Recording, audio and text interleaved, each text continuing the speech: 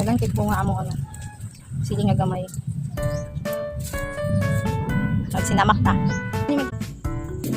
Bote sa ketchup. Sili. At syempre, suka. Isa-isahin natin yan. Tanggalan natin ang tanggalin natin yan.